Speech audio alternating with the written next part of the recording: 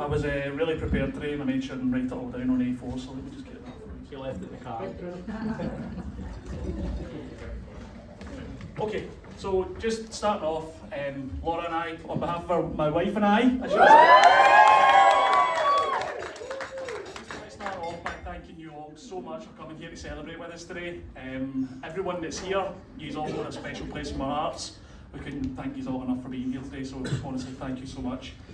I must admit, this part of the day is the bit that I've been the most nervous of, never mind actually getting physically married, but this is the bit that I've been absolutely terrified of. I wanted to try and get in as much as I could into this speech without boring you all to tears, so I'm going to try and without further ado I'll get into the more of it. As all of you know, Laura and I have been together for 16 years now, since we were 13 years old. You think that would give me enough time to write a speech, but here I am 2 days ago writing it in true Stan fashion. But just to start off, to my beautiful wife.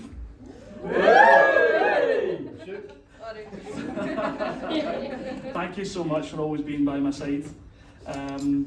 For those of you that don't know, the last year has been one of the toughest of both our lives. But Laura's honestly stuck by me through thick and thin.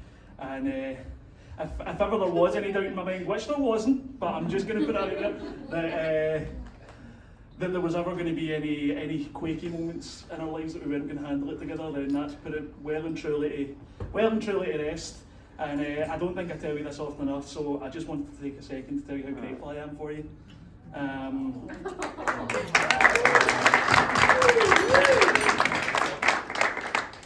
You're more than that I could have ever hoped for, and the boys and I are very lucky to have you, and you make me want to be the better version of myself.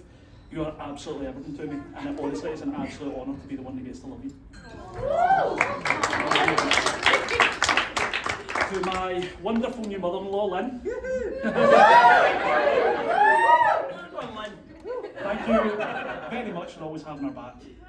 You help us a lot, honestly, and it is done without judgment, which is always very much appreciated.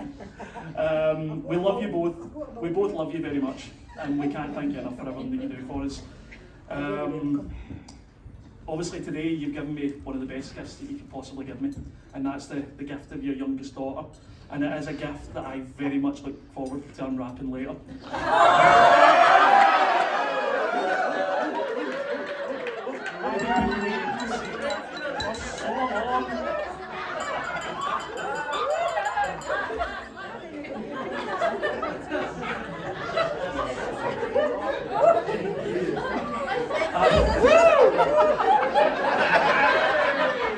Just give you a second just to let that scale. I am very lucky Baby number 3. that I've got such a wonderful, kind, non-judgmental angel as Lynn over here, and we're very grateful. But just to clarify, did I say that right, Lynn? That's what you want to say? One of my best men. I've obviously got 2 best men today, Robbie and Fraser. Robbie, my big brother, my best mate Fraser. For those of you who are wondering, obviously, having 2 best men, people will be wondering, why do you have 2 best men? I think a lot of people would be saying that it's because, you know, you don't have the stones to tell one of them that they're not going to be the best man, and the other ones have to be. But the reality is, I wanted to get complete polar opposites from each other, and then just watch the carnage ensue of the Great decisions, mate. There was carnage. Now, Fraser, when it came to organising the stag do, Fraser is a limo, karaoke, cocktails kind of guy, and Robbie is more of a miserable sod. So,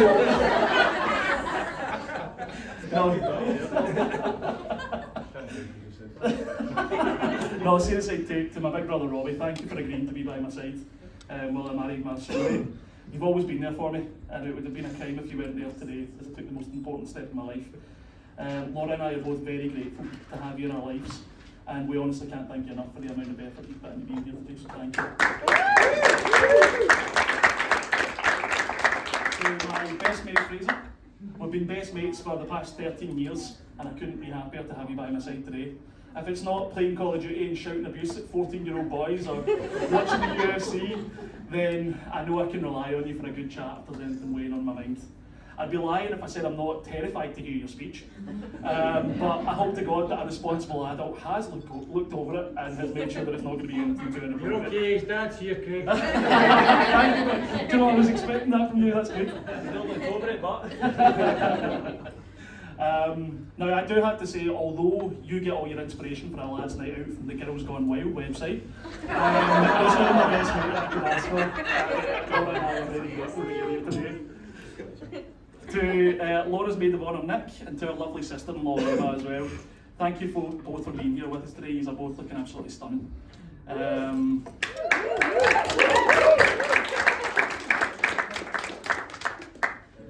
People often talk about it being an honour to get asked to be part of the wedding, but it has honestly been an honour for us, for you to be part of our wedding more than anything, so thank you. To my dad and my two brothers, Scott and Stuart, and my gorgeous nieces as well, Holly and Caitlin, thank you for being here today. A particular shout out to Scott and Emma and the girls for travelling all the way here from Inverness, so thank you for making it here. And last but by no means least, to our handsome boys. Ring security, best at ring security imaginable, Ollie.